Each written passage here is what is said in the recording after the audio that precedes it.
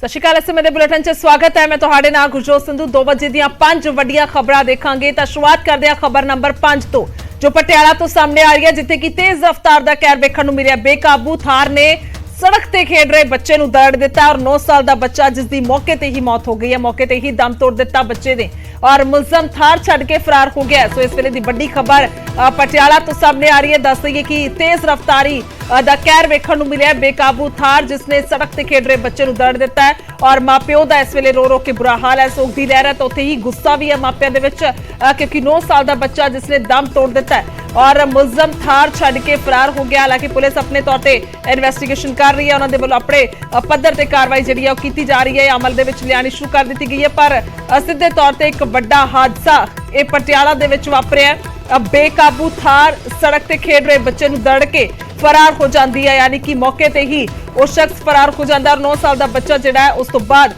दम तोड़ दिता है और मुलजम थार छड़ के फरार होया। सो इस वेले दी बड़ी खबर दसदी है कि हादसे जिहड़े ने रोजाना दे वांग अजिहे सामने आउंदे ने। 2 तस्वीरां विखा रहे हैं, बहुत कुछ बयान कर रही ने हादसे के बाबत।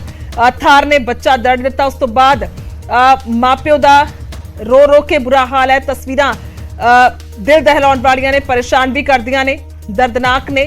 किस तरह दे नाल इस मां दे वल्लों रोया कुरलाया जा रहा है। और दूसरी तस्वीर है थार दी, उस गड्डी दी जिस दे नाल दड़िया गया और मुलजम जिहड़ा है वो खुद मौके तो फरार हो गया।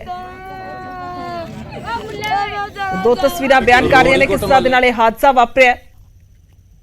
अपना रोड जा रहा है अपना आरे वाल नूं, उत्थे बच्चा खेड रहा सीगा, खेडते देखते गड्डी ये ऊपर दी चढ़ गई है।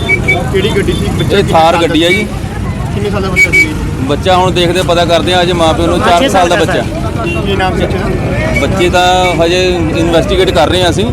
ਗੱਡੀ ਦਾ ਕਾਰਨ ਓਵਰ ਸਪੀਡ ਸੀ ਕਿ ਕਾਰਨ ਕੀ ਰਿਹਾ? ये सर हजे सारे इन्वेस्टिगेशन के पहलू ने, जो इन्वेस्टिगेशन होएगी सारे विचारे जाणगे। सो पुलिस का कहना है कि मुढ़ली तफ्तीश कर रहे हैं। मनोज शर्मा फोन लाइन ते ने। पत्रकार मनोज की कुछ जानकारी है। हालांकि थार छड़ के मुलजम फरार होया, उस तो बाद दियां तस्वीरां सामने आईयां ने। ਦੱਸਦੇ ਕਿ ਰੋੜੀਕੁੱਟ ਮਹੱਲਾ ਹੈਗਾ ਪਟਿਆਲਾ ਦਾ, ਜਿਹੜਾ ਸਨੌਰੀ ਹੈਗਾ ਏਰੀਆ ਹੈਗਾ, ਉੱਥੇ ਦੇ ਤੇ ਗਰੀਬ ਲੋਕ ਨੇ, ਜਿਹੜੇ ਉਹਨਾਂ ਦੀ ਬਸਤੀ ਹੈਗੀ ਤੇ ਉਹਨਾਂ ਦੇ ਜਿਹੜੇ ਬੱਚੇ ਨੇਗੇ ਉਹ ਅਕਸਰ ਸੜਕ ਦੇ ਉੱਪਰ ਬੈਠ ਜਾਂਦੇ ਨੇ, ਸੜਕ ਦੇ ਉੱਪਰ ਖੇਡਦੇ ਰਹਿੰਦੇ ਨੇ। ਤੇ ਇਹ ਜਿਹੜੇ ਅੱਜ ਬੱਚੇ ਸੀ, 4-5 ਬੱਚੇ ਸਾਈਡ ਦੇ ਉੱਪਰ ਖੜੇ ਸੀ ਤੇ ਐਨੇ ਦੇ ਵਿੱਚ ਇੱਕ ਤੇਜ਼ ਰਫ਼ਤਾਰ ਥਾਰ ਗੱਡੀ ਆਉਂਦੀ ਹੈ ਅਤੇ ਉਹਨਾਂ ਬੱਚਿਆਂ ਨੂੰ ਟੱਕਰ ਮਾਰ ਦਿੰਦੀ ਹੈ। ਉਸ ਤੋਂ ਬਾਅਦ ਇੱਕ 9 ਸਾਲ ਦਾ ਜਿਹੜਾ ਬੱਚਾ ਸੀਗਾ ਉਹਨੂੰ ਜਦੋਂ ਗੱਡੀ ਨੇ ਹਿੱਟ ਕੀਤਾ ਤਾਂ ਉਸਦੀ ਘਟਨਾ ਸਥਾਨ ਤੇ ਮੌਤ ਹੋ ਗਈ ਤੇ ਬਾਕੀ ਦੇ ਜਿਹੜੇ ਬੱਚੇ ਸੀ ਉਹ ਬਾਲ-ਬਾਲ ਬਚ ਗਏ, ਯਾਨੀ ਕਿ ਇੱਕ ਬੱਚੇ ਨੂੰ ਟੱਕਰ ਲੱਗੀ। ਘਟਨਾ ਤੋਂ ਬਾਅਦ ਬੱਚੇ ਦੇ ਜਿਹੜੇ ਮਾਤਾ-ਪਿਤਾ ਸੀਗੇ ਉਹਨਾਂ ਨੇ ਜਦੋਂ ਬੱਚੇ ਨੂੰ ਹਸਪਤਾਲ ਲਿਆਉਣ ਦੀ ਕੋਸ਼ਿਸ਼ ਕੀਤੀ ਤਾਂ ਉਸ ਤੋਂ ਪਹਿਲਾਂ ਹੀ ਜਿਹੜਾ ਬੱਚਾ ਹੈਗਾ ਉਹਨੇ ਦਮ ਤੋੜ ਦਿੱਤਾ ਤੇ ਜਿਹੜਾ ਗੱਡੀ ਦਾ ਚਾਲਕ ਸੀ, ਥਾਰ ਗੱਡੀ ਦਾ ਚਾਲਕ ਸੀ, ਉਹ ਮੌਕੇ ਤੋਂ ਫਰਾਰ ਹੋ ਗਿਆ। ਸੋ ਗੁਰਜੋਤ, ਹੁਣ ਤੱਕ ਇਹੀ ਗੱਲ ਹੈ ਕਿ ਜਿਹੜੇ ਪਰਿਵਾਰ ਹੈਗਾ ਉਹਦੇ ਵਿੱਚ ਦੁੱਖ ਦੀ ਘੜੀ ਹੈ ਕਿ ਉਹਨਾਂ ਦੇ ਇੱਕ ਜਿਹੜਾ ਬੱਚਾ ਸੀਗਾ ਉਹਦੀ ਮੌਤ ਹੋ ਚੁੱਕੀ ਹੈ। ਪਰਿਵਾਰ ਦਾ ਬੜਾ ਬੁਰਾ ਹਾਲ ਹੈ ਤੇ ਪੁਲਿਸ ਨੇ ਦੋਸ਼ੀ ਦੇ ਖਿਲਾਫ ਮਾਮਲਾ ਦਰਜ ਕਰਨ ਦੀ ਗੱਲ ਕਹੀ ਹੈ, ਜਾਂਚ ਦੀ ਗੱਲ ਕਹੀ ਹੈ ਤੇ ਉਸ ਦੀ ਤਲਾਸ਼ ਸ਼ੁਰੂ ਕਰ ਦਿੱਤੀ ਹੈ ਕਿ ਇਹ ਚਾਲਕ ਨੂੰ ਫੜਿਆ ਜਾਵੇ ਜਲਦ ਤੋਂ ਜਲਦੀ ਤੇ ਅੱਗੇ ਕਾਰਵਾਈ ਹੋਵੇ। ਪਰ ਕੁੱਲ ਮਿਲਾ ਕੇ ਇੱਕ ਗਰੀਬ ਪਰਿਵਾਰ ਦਾ ਜਿਹੜਾ ਬੱਚਾ ਸੀ ਉਹਦੀ ਮੌਤ ਹੋਈ ਹੈ। ਬੜਾ ਦਰਦਨਾਕ ਸੀਨ ਸੀ ਉੱਥੇ ਤੇ ਪਰਿਵਾਰ ਨੇ ਹੀ ਗੱਲ ਮੰਗ ਕੀਤੀ ਹੈ ਕਿ ਜਿਹੜਾ ਦੋਸ਼ੀ ਹੈਗਾ ਉਹਨੂੰ ਜਲਦ ਤੋਂ ਜਲਦ गिरफ्तार करके कानून अपनी कार्रवाई करे। जी धन्यवाद है मनोज तमाम जानकारी दे लई। तां फिलहाल पुलिस कह रही है कि भाल की जा रही है मुलजम दी, पर फिलहाल परिवार दा रो रो के बुरा हाल है, क्योंकि ये हादसा इस तरह दे नाल वापरिया कि मौके ते ही बच्चे दी मौत हो गई।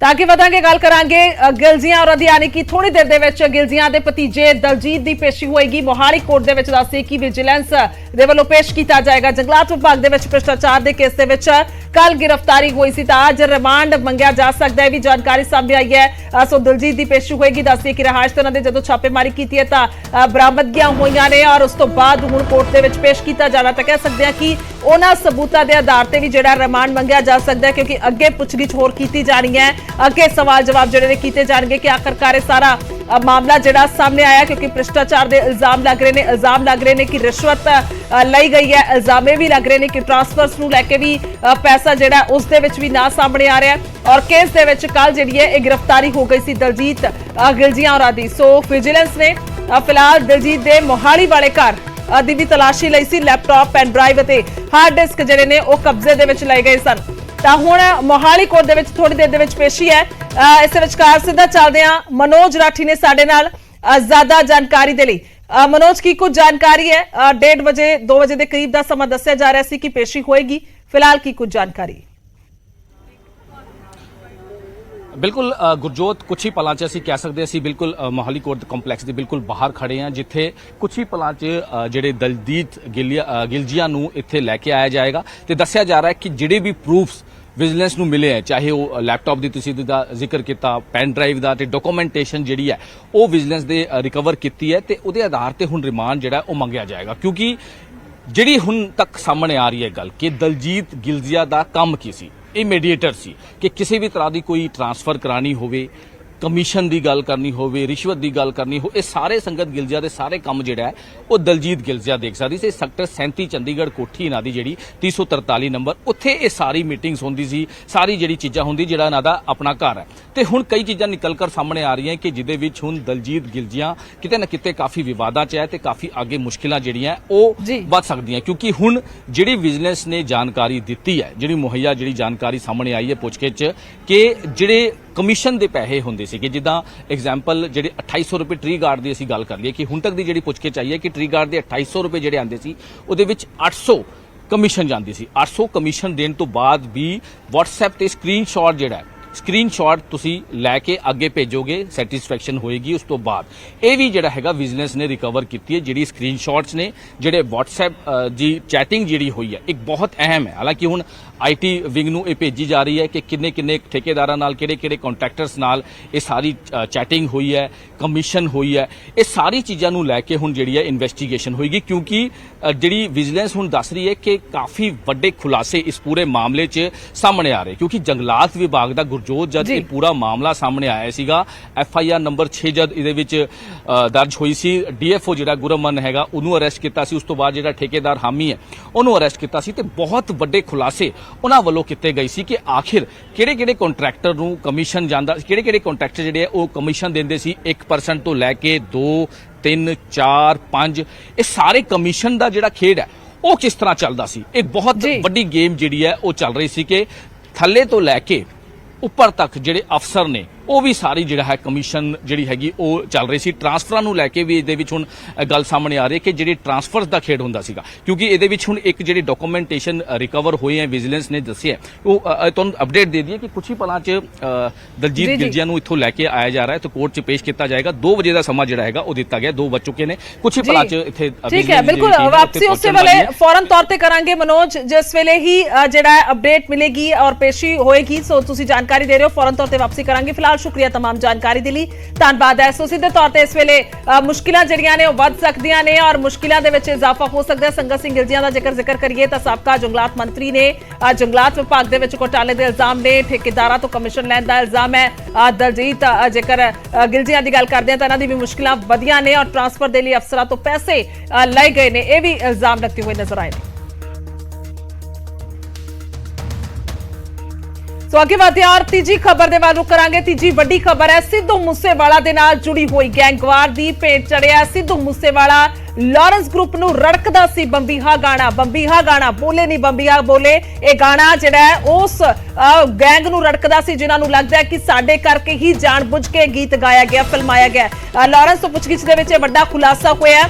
ਮੂਸੇਵਾਲਾ ਬੰਬੀਹਾ ਗਰੁੱਪ ਨੂੰ ਪ੍ਰਮੋਟ ਕਰਦਾ ਸੀ ਲਾਰੈਂਸ, ਇਹ ਵੀ ਉਹਨਾਂ ਨੂੰ ਲੱਗਦਾ ਹੈ ਇਸ ਤੇ ਉਹਨਾਂ ਨੂੰ ਇਤਰਾਜ਼ ਸੀ ਤਾਂ ਉਹਨਾਂ ਨੂੰ ਰੜਕਦਾ ਵੀ ਸੀ ਇਹ ਗੀਤ ਔਰ ਗੀਤਾਂ ਦੇ ਰਾਹੀਂ ਸ਼ਰੇਆਮ ਚੁਣੌਤੀ ਦਿੱਤੀ ਜਾਂਦੀ ਸੀ, ਤਾਂ ਇਹ ਵੀ ਲਾਰੈਂਸ ਦਾ ਕਹਿਣਾ ਹੈ। ਇਹ ਵੱਡੇ ਖੁਲਾਸੇ ਜਿਹੜੇ ਨੇ ਸਾਰੇ ਪੁੱਛਗਿੱਛ ਦੇ ਵਿੱਚ ਹੋ ਰਹੇ ਨੇ। ਦੱਸੀ ਕਿ ਇਸ ਵੇਲੇ ਰਿਮਾਂਡ ਤੇ ਹੈ, ਲਗਾਤਾਰ ਰਿਮਾਂਡ ਤੇ ਹੈ ਲਾਰੈਂਸ ਬਿਸ਼ਨੋਈ, ਤਾਂ ਇਸ ਦੇ ਵਿੱਚ ਵੱਡੇ ਖੁਲਾਸੇ ਹੋ ਰਹੇ ਨੇ ਕਿ ਬੰਬੀਹਾ ਗਾਣਾ ਗਾਇਆ ਗਿਆ। ਸੋ ਜਿਸ ਤੋਂ ਬਾਅਦ ਲਗਾਤਾਰ ਚੁਣੌਤੀਆਂ ਜਿਹੜੀਆਂ ਨੇ ਗੀਤਾਂ ਦੇ ਰਾਹੀਂ ਹੀ ਸਿੱਧੂ ਮੂਸੇਵਾਲਾ ਦੇ ਵੱਲੋਂ ਸਾਡੇ ਗੈਂਗ ਨੂੰ ਦਿੱਤੀਆਂ ਗਈਆਂ, ਜਿਸ ਕਰਕੇ ਸਾਨੂੰ ਇਹ ਪੂਰੀ ਰੰਜਿਸ਼ ਸੀ ਔਰ ਇਸ ਕਰਕੇ ਹੀ ਅਸੀਂ ਕਤਲ ਕੀਤਾ। ਯਾਨੀ ਕਿ ਕਿਸੇ ਦੇ ਵੱਲੋਂ ਕਿਸੇ ਨੂੰ ਵੀ ਕੋਈ ਜ਼ਿਆਦਾ ਪੈਸੇ ਜਿਹੜੇ ਨੇ ਉਹ ਨਹੀਂ ਦਿੱਤੇ ਗਏ, ਕਿਸੇ ਨੂੰ ਕੋਈ ਰਕਮ ਨਹੀਂ ਦਿੱਤੀ ਗਈ, ਸਿਰਫ ਤੇ ਸਿਰਫ ਇੱਕ ਮੁੱਛ ਦਾ ਸਵਾਲ ਕਹਿ ਸਕਦੇ ਹਾਂ ਇਸ ਨੂੰ ਦੱਸਿਆ ਗਿਆ। ਸੋ ਟਾਰਗੇਟ ਨਹੀਂ, ਮੁੱਛ ਦਾ ਸਵਾਲ ਸੀ। ਇੱਕ ਵਾਰ ਗ੍ਰਾਫਿਕ ਦੇ ਜ਼ਰੀਏ ਜ਼ਰੂਰ ਵੇਖਦੇ ਹਾਂ ਕਿ ਆਖਰਕਾਰ ਇਹ ਵੱਡਾ ਖੁਲਾਸਾ ਹੋਇਆ ਕੀ ਹੈ।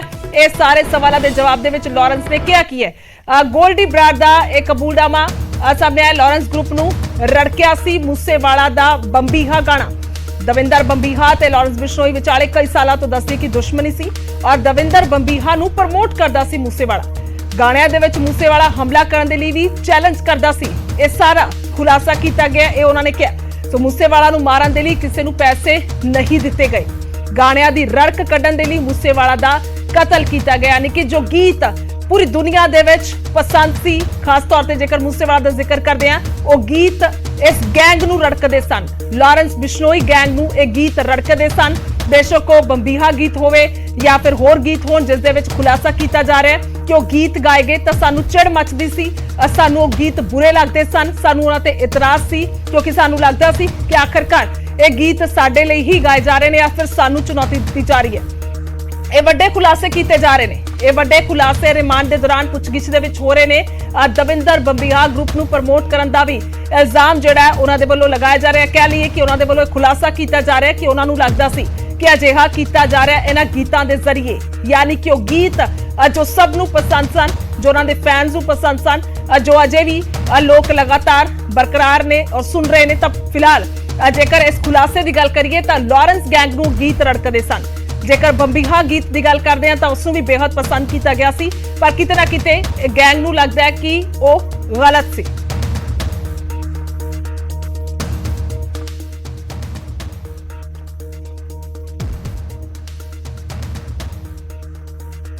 ਤਾਂ ਅੱਗੇ ਵਧਦੇ ਔਰ ਮੂਸੇਵਾਲਾ ਕਤਲकांड ਦੇ ਨਾਲ ਜੁੜੀ ਇੱਕ ਹੋਰ ਵੱਡੀ ਖਬਰ ਹੈ। ਦੱਸਦੇ ਕਿ ਸ਼ੂਟਰ ਅੰਕਿਤ ਸਿਰਸਾ ਨੂੰ ਲੈ ਕੇ ਵੱਡੀ ਖਬਰ ਹੈ। ਉਸ ਨੂੰ ਪੰਜਾਬ ਲਿਆਉਣ ਦੀ ਤਿਆਰੀ, ਇਸ ਵੇਲੇ ਦੀ ਵੱਡੀ ਖਬਰ ਦਾ ਜ਼ਿਕਰ ਕਰ ਰਿਹਾ। ਦਿੱਲੀ ਕੋਰਟ ਪਹੁੰਚੀ ਹੈ ਪੰਜਾਬ ਪੁਲਿਸ।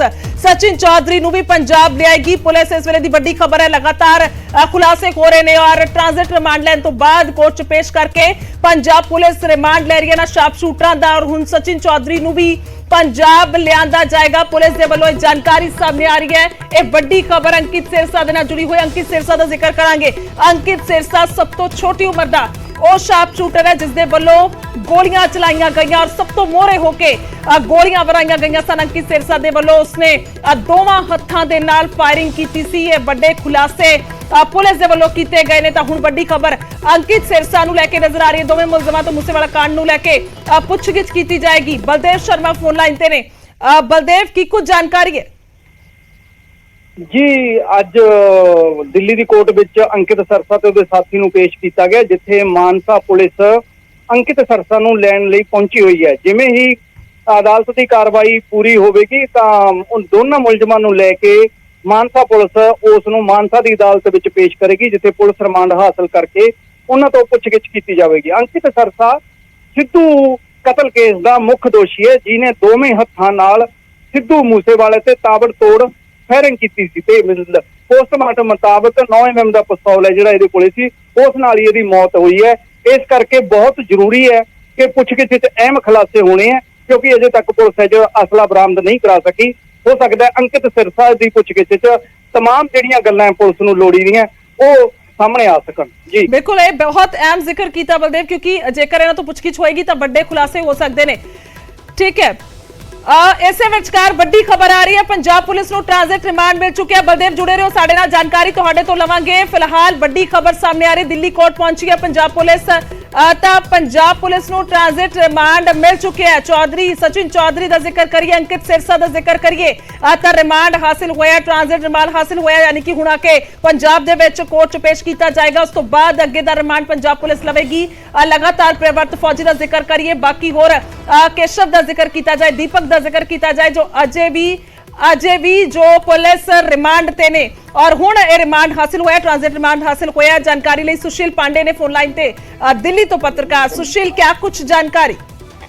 तो देखिए, तौर पे फिलहाल 2 शूटर सिद्धू मूसेवाला मामले में थे, जिसमें सचिन और अंकित नाम के दोनों शूटर थे, जिनको फिलहाल दिल्ली पुलिस ने अपनी कस्टडी खत्म होने के बाद पटियाला हाउस कोर्ट में पेश किया। फिलहाल पंजाब पुलिस की तरफ से कोर्ट में अर्जी दाखिल करके उनकी कस्टडी मांगी गई है और 1 दिन की उनकी कस्टडी फिलहाल मांगी गई है इस पूरे मामले पर, जिसमें फिलहाल 1 दिन की ट्रांजिट रिमांड में उनको भेज दिया गया है। हालांकि अब फिलहाल उन्हें पंजाब पुलिस लेकर जाएगी, सिद्धू मूसेवाले मामले में उनसे पूछताछ करेगी। हालांकि पंजाब पुलिस की तरफ से कहा गया है कि जो दोनों शूटर हैं सचिन और अंकित, ये फिलहाल फायरिंग में उस समय थे और सचिन जो फिलहाल सबसे कम उम्र का शूटर है, जिसने फिलहाल फिलहाल सिद्धू मूसेवाले पर फायरिंग की थी। तो इस पूरे मामले को लेकर फिलहाल अब पंजाब पुलिस को सचिन और अंकित शूटर की कस्टडी दे दी गई है।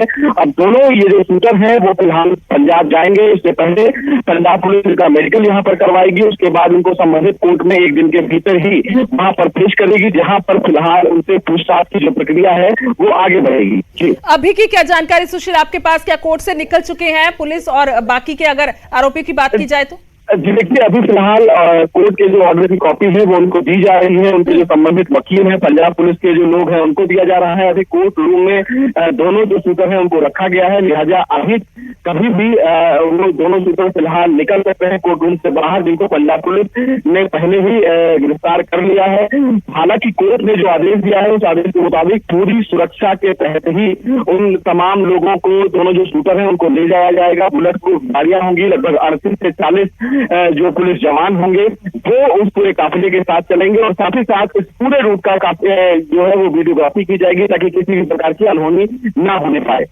जी ठीक है सचिन, फिलहाल शुक्रिया बहुत बहुत तमाम जानकारी के लिए धन्यवाद। सो सीधे तौर ते इस वेले दी वड्डी खबर है सचिन चौधरी का जिक्र करदे। सचिन पवानी नां दे नाल मशहूर है क्योंकि सारा इंतजाम जिहड़ा शार्प शूटरां दे लई कीता गया सी। सचिन पवानी दे वल्लों कित्थे रहना, कित्थे खाना और कित्थे अगे वास्ते जाना है या फिर हथियारां नूं लैके सप्लाई नूं लैके हर एक इंतजाम सचिन पवानी पूर्ण तौर ते एक वड्डा गुरगा कह सकते हैं, पूरा वड्डा साथी कह सकते हैं गोल्डी बराड़ होरां दा। उस नूं फिलहाल जिहड़ा पुलिस कस्टडी दे विच लै लिया, पंजाब पुलिस ने गिरफ्तार किया क्योंकि ट्रांजिट रिमांड एक दिन दा हासिल होया।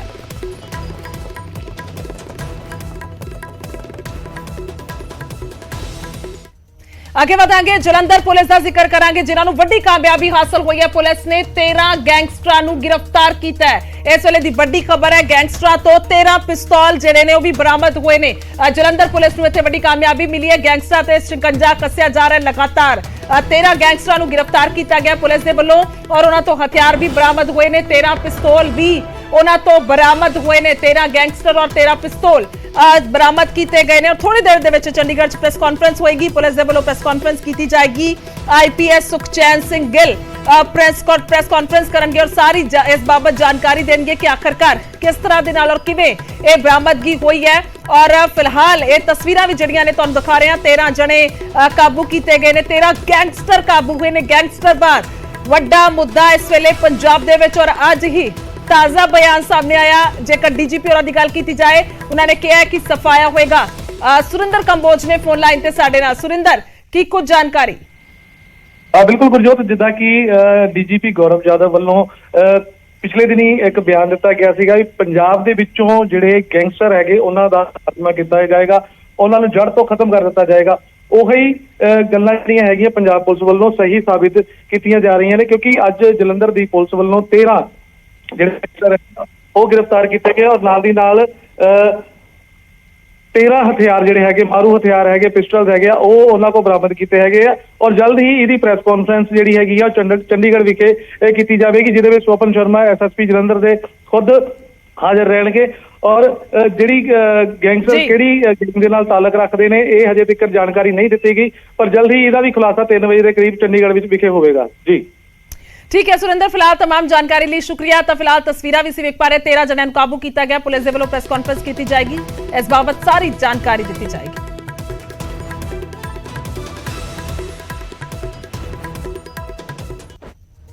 आगे बढ़ांगे और खबर नंबर 1 का जिक्र करांगे। इस वेले दी बड़ी खबर गैंगस्टरां दा होवेगा दी and. Punjab they DGP Gaurav Yadav का बड़ा बयान सामने आया। उन्होंने कहा कि पूरा नामो निशान गैंगस्टरां दा पंजाब दे विचों मिटा दिता जाएगा। नशे का वड्डा मुद्दा, नशे के वड्डे मुद्दे ते भी पूरी तरह दे नाल नकेल कसी जाएगी। सूबे च गैंगस्टरां दा खात्मा होएगा, यह भी उन्होंने कहा। चंद दिनों दे विच सूबे च असीं गैंगस्टरवाद खत्म करांगे। इस वेले वड्डा मुद्दा गैंगस्टरां दा, जिस तरह दे नाल गैंग बने हुए ने, एक दूजे की रिजी रंजिश के चलते आम जाना नूं नुकसान पहुंचाते हैं और नशे ते भी पूरी नकेल कसण नूं लैके DGP दे वल्लों कहा गया है, बयान दिता गया। गौरव यादव, पंजाब के DGP गौरव यादव का बड़ा बयान आया और सूबे दे विचों गैंगस्टर खत्म करने नूं लैके उन्होंने कहा कि पूरा नामो निशान मिटा दिता जाएगा और चंद दिनों दे विच यह खात्मा होएगा गैंगस्टरवाद दा।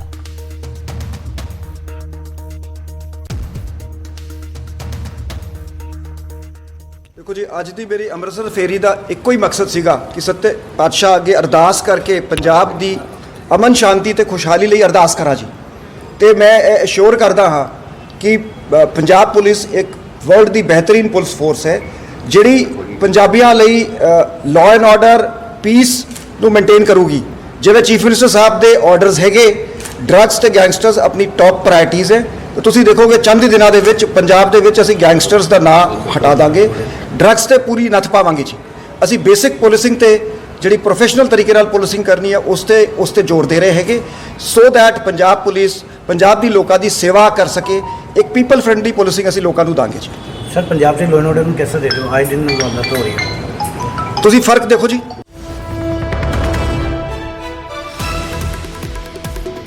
ਸੋ ਇਹ ਵੱਡਾ ਬਿਆਨ ਕਹਿ ਸਕਦੇ ਹਾਂ ਔਰ ਸਿੱਧੇ ਤੌਰ ਤੇ ਇੱਕ એનર્ਜੀ ਨਜ਼ਰ ਆਈ, ਇੱਕ ਪੋਜ਼ਿਟਿਵਿਟੀ ਨਜ਼ਰ ਆਈ ਇਸ ਬਿਆਨ ਦੇ ਵਿੱਚ। ਉਹਨਾਂ ਦਾ ਦਾਅਵਾ ਹੈ ਕਿ ਚੰਦ ਦਿਨਾਂ ਦੇ ਵਿੱਚ ਇਹ ਸਾਰਾ ਖਾਤਮਾ ਹੋਏਗਾ, ਬੇਸ਼ੱਕ ਉਹ ਨਸ਼ਾ ਹੋਵੇ, ਬੇਸ਼ੱਕ ਉਹ ਗੈਂਗਸਟਰਵਾਦ ਹੋਏ। ਦੱਸ ਦਈਏ ਕਿ ਪਿਛਲੇ ਦਿਨਾਂ ਦੇ ਵਿੱਚ ਜ਼ਿਆਦਾ ਮੁੱਦਾ ਇਸ ਕਰਕੇ ਗਰਮਾਇਆ ਕਿਉਂਕਿ ਸਿੱਧੂ ਮੂਸੇਵਾਲਾ ਦਾ ਜਦੋਂ ਕਤਲ ਹੋਇਆ ਤਾਂ ਉਸ ਤੋਂ ਬਾਅਦ ਫੌਰਨ ਤੌਰ ਤੇ ਜਿਹੜੀ ਜ਼ਿੰਮੇਵਾਰੀ ਹੈ ਲਾਰੈਂਸ ਬਿਸ਼ਨੋਈ ਗੈਂਗ ਦੇ ਵੱਲੋਂ ਲਈ ਗਈ। ਗੋਲਡੀ ਬਰਾਡ ਨੇ ਕਿਹਾ ਪੋਸਟ ਪਾ ਕੇ ਕਿ ਅਸੀਂ ਇਹ ਸਾਰੀ ਜਿਹੜੀ ਹੈ ਵਾਰਦਾਤ ਨੂੰ ਅੰਜਾਮ ਦਿੱਤਾ। ਉਸ ਤੋਂ ਬਾਅਦ ਇੱਕ ਖੁਲਾਸੇ ਵੀ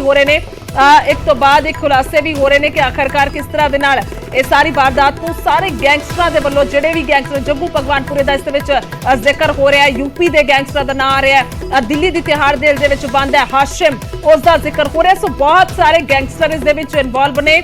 ਪਰ ਹੁਣ ਜੇਕਰ ਪੰਜਾਬ ਪੁਲਿਸ ਦੀ ਗੱਲ ਕਰਦੇ ਹਾਂ ਤਾਂ ਨੱਥ ਪਾਉਣ ਨੂੰ ਲੈ ਕੇ, ਨਾਮੋ ਨਿਸ਼ਾਨ ਮਿਟਾਉਣ ਨੂੰ ਲੈ ਕੇ ਇਹ ਵੱਡਾ ਬਿਆਨ ਔਰ ਉਸ ਨੂੰ ਜ਼ਮੀਨੀ ਪੂਰਨ ਤੌਰ ਤੇ ਹਕੀਕਤ ਕਿਵੇਂ ਦਿੱਤੀ ਜਾਏਗੀ, ਗਰਾਊਂਡ ਤੇ ਕਿਵੇਂ ਇਸ ਨੂੰ ਲਾਗੂ ਕੀਤਾ ਜਾਏਗਾ ਜਾਂ ਕਹਿ ਲਈਏ ਕਿ ਕੰਮ ਕੀਤਾ ਜਾਏਗਾ ਕਿਉਂਕਿ ਇਸ ਵੇਲੇ ਜੋ ਪੂਰਾ ਤਾਣਾ ਬਾਣਾ ਬੁਣਿਆ ਹੋਇਆ ਗੈਂਗਸਟਰਵਾਦ ਦਾ ਇਹ ਬੇਹੱਦ ਹੀ ਗੰਭੀਰ ਵਿਸ਼ਾ ਹੈ ਔਰ ਇਸ ਨੂੰ ਸੁਲਝਾਉਣ ਦੇ ਲਈ ਪੂਰਨ ਤੌਰ ਤੇ ਕੰਮ ਜਿਹੜਾ ਹੈ ਪੂਰਾ ਡੂੰਘਾਈ ਦੇ ਵਿੱਚ ਉਤਰ ਕੇ ਕਰਨਾ ਹੋਏਗਾ। ਇਹ ਵੀ ਸਿੱਧੇ ਤੌਰ ਤੇ ਕਿਹਾ ਜਾ ਰਿਹਾ ਕਿਉਂਕਿ ਜੇਕਰ ਸਾਬਕਾ ਡੀਜੀਪੀ ਸ਼ਸ਼ੀਕਾਂਤ ਹੋਰਾਂ ਨਾਲ ਵੀ ਨਿਊਜ਼ 18 ਪੰਜਾਬ ਨੇ ਗੱਲਬਾਤ ਕੀਤੀ, ਉਹਨਾਂ ਨੇ ਕਿਹਾ ਕਿ ਬੇਸ਼ੱਕ ਬਿਆਨ ਅਸੀਂ ਪੂਰਾ ਸ਼ਲਾਘਾਯੋਗ ਹੈ, ਅਸੀਂ ਸਵਾਗਤ ਵੀ ਕਰਦੇ ਹਾਂ ਪਰ ਪੂਰਨ ਤੌਰ ਤੇ ਇਸ ਦੇ ਲਈ ਬਹੁਤ ਕੰਮ ਕਰਨ ਦੀ ਲੋੜ ਹੋਏਗੀ। ਸੰਜੀਦਗੀ, ਇੱਕ ਕਹਿ ਸਕਦੇ ਹਾਂ ਇਮਾਨਦਾਰੀ ਖਾਸ ਤੌਰ ਤੇ ਜੇਕਰ ਗੱਲ ਕੀਤੀ ਜਾਵੇ ਉਹ ਇਸ ਦੇ ਵਿੱਚ ਬੇਹੱਦ ਅਹਿਮ ਹੋਏਗਾ ਔਰ ਹਰ ਇੱਕ ਪਾਸੋਂ ਇਸ ਬਿਆਨ ਨੂੰ ਕਿਵੇਂ ਵੇਖਿਆ ਜਾ ਰਿਹਾ ਹੈ ਔਰ ਹੁਣ ਤੱਕ ਦੀ ਕਾਰਗੁਜ਼ਾਰੀ ਨੂੰ ਲੈ ਕੇ ਚਰਚਾ ਕਰਾਂਗੇ।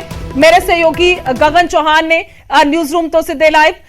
ਗਗਨ, ਬਿਆਨ ਦਾ ਜ਼ਿਕਰ ਕਰ ਰਿਹਾ ਸੀ, ਇੱਕ ਪੋਜ਼ਿਟਿਵਿਟੀ ਹੈ, એનર્ਜੀ ਹੈ, ਪਰ ਜ਼ਮੀਨੀ ਹਕੀਕਤ ਕਿਵੇਂ ਦਿੱਤੀ ਜਾਏਗੀ? ਸਭ ਤੋਂ ਅਹਿਮ ਹੈ ਕਿ ਹੁਣ ਤੱਕ ਕੰਮਕਾਰ ਜ਼ਰੂਰ ਕੀਤੇ ਗਏ ਨੇ ਪੁਲਿਸ ਦੇ ਵੱਲੋਂ ਔਰ ਵੱਡੀਆਂ ਪ੍ਰਾਪਤੀਆਂ ਵੀ ਹੋਈਆਂ ਨੇ।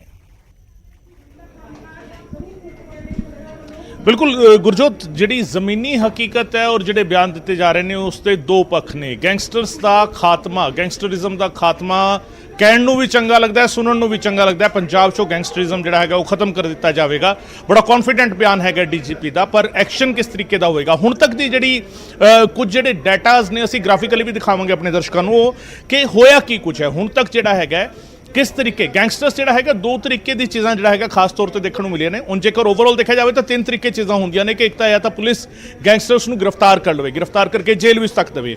ਦੂਜਾ ਇਹ ਹੁੰਦਾ ਹੈ ਕਿ ਗੈਂਗਸਟਰਸ ਦੇ ਐਨਕਾਊਂਟਰ ਹੋਏ ਨੇ, ਪੰਜਾਬ ਪੁਲਿਸ ਨੇ ਐਨਕਾਊਂਟਰ ਕੀਤੇ ਨੇ। ਤੀਜਾ ਇਹ ਹੈਗਾ ਕਿ ਜਿਹੜੇ ਗੈਂਗਸਟਰ ਹੋਏ ਨੇ ਉਹ ਆਪਸੀ ਗੈਂਗ ਵਾਰ ਦੇ ਵਿੱਚ ਮਾਰੇ ਗਏ ਨੇ, ਗੈਂਗ ਵਾਰ ਦੇ ਵਿੱਚ ਇੱਕ ਦੂਜੇ ਦਾ ਉਹਨਾਂ ਨੇ ਕਤਲ ਕਰ ਦਿੱਤਾ।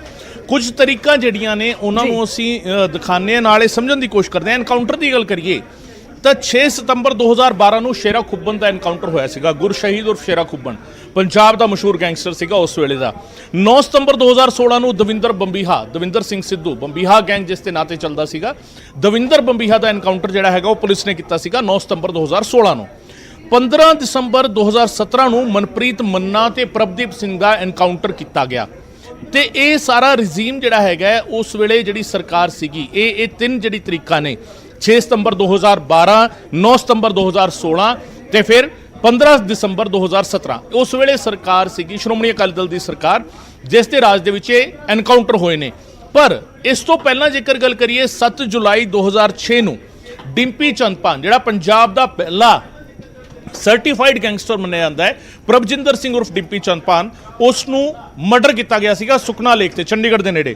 ਉਸ ਤੋਂ ਬਾਅਦ ਦੂਜਾ ਜਿਹੜਾ ਮਰਡਰ ਹੋਇਆ 2 ਫਰਵਰੀ 2010 ਨੂੰ ਲਵਲੀ ਬਾਬਾ ਨਵਪ੍ਰੀਤ ਸਿੰਘ, ਉਸ ਨੂੰ ਜਲੰਧਰ ਦੇ ਵਿੱਚ ਜਿਮ ਦੇ ਵਿੱਚ ਜਿਹੜਾ ਹੈਗਾ ਗੈਂਗਵਾਰ ਦਾ ਹਿੱਸਾ ਉਹ ਮੰਨਿਆ ਗਿਆ ਸੀਗਾ, ਉਸ ਨੂੰ ਮਾਰ ਦਿੱਤਾ ਗਿਆ ਸੀ। 1 ਜੁਲਾਈ 2012 ਅਮਨਦੀਪ ਸਿੰਘ ਉਰਫ ਹੈਪੀ ਜੋੜਾ ਦੇ ਨਾਂ ਦੇ ਨਾਲ ਇਹ ਮਸ਼ਹੂਰ ਸੀਗਾ, ਉਸ ਨੂੰ ਵੀ ਆਪਸੀ ਗੈਂਗਵਾਰ ਦੇ ਵਿੱਚ ਜਿਹੜਾ ਹੈਗਾ ਗੈਂਗਸਟਰਸ ਨੇ ਮਾਰ ਦਿੱਤਾ ਸੀ। ਤੇ 21 ਦਸੰਬਰ 2013 ਸੁਖਦੇਵ ਸਿੰਘ ਉਰਫ ਸੇਖੋਂ ਕਰਮਿੱਤੀ, ਜਿਸ ਨੂੰ ਕਰਮਿੱਤੀ ਪਿੰਡ ਦੇ ਵਿੱਚ ਹੀ ਇਹ ਖੇਡ ਮੇਲੇ ਦੌਰਾਨ ਉਸ ਨੂੰ ਸਟੇਜ ਤੇ ਉਹ ਮੌਜੂਦ ਸੀਗਾ ਔਰ ਉੱਥੇ ਜਾ ਕੇ ਉਸ ਨੂੰ ਜਿਹੜਾ ਹੈਗਾ ਉਹ ਮਾਰ ਦਿੱਤਾ ਗਿਆ ਸੀ, ਗੋਲੀਆਂ ਮਾਰੀਆਂ ਗਈਆਂ ਸਨ।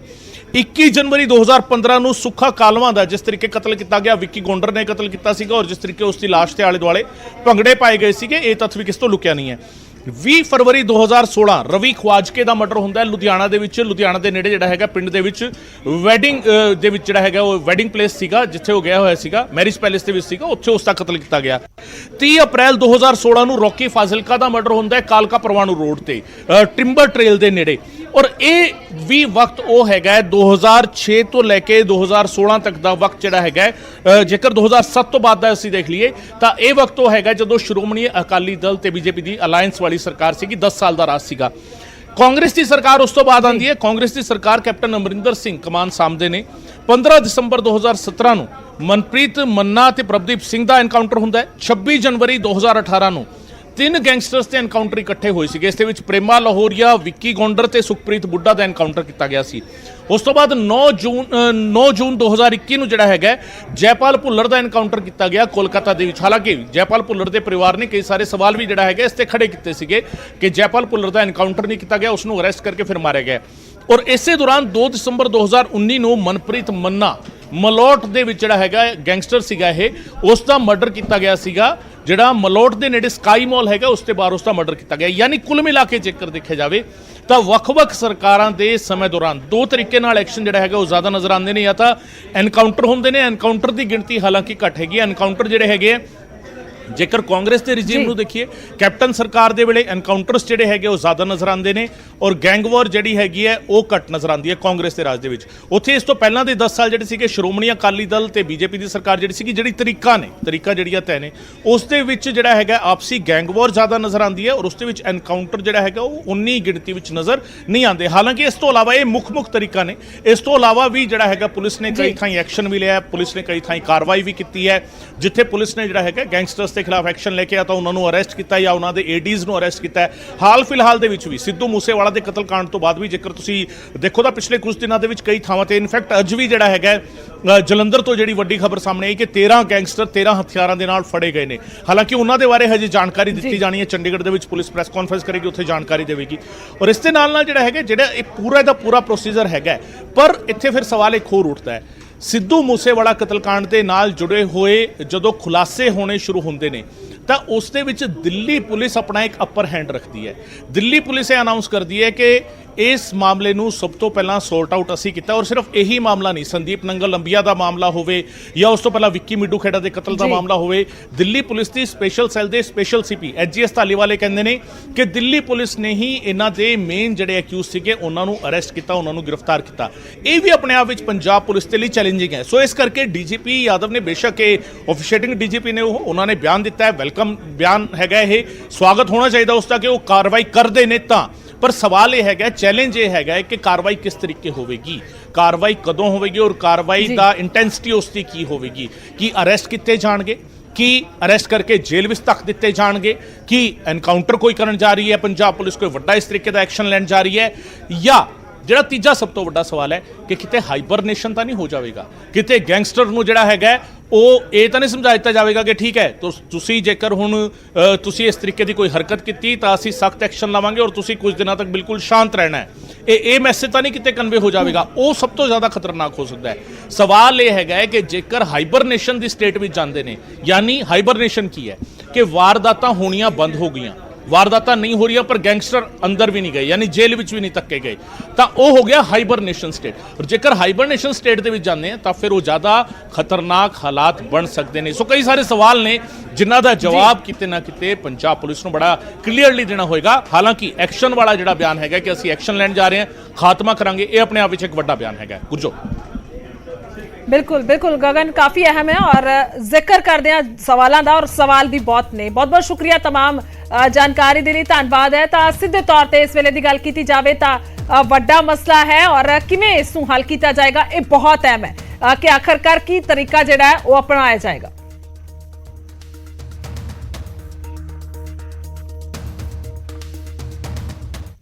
सो लगातार खबरों ते नजर बनी हुई है, एक ब्रेक के लिए रुक रहे हैं, जल्दी वापस आवांगे।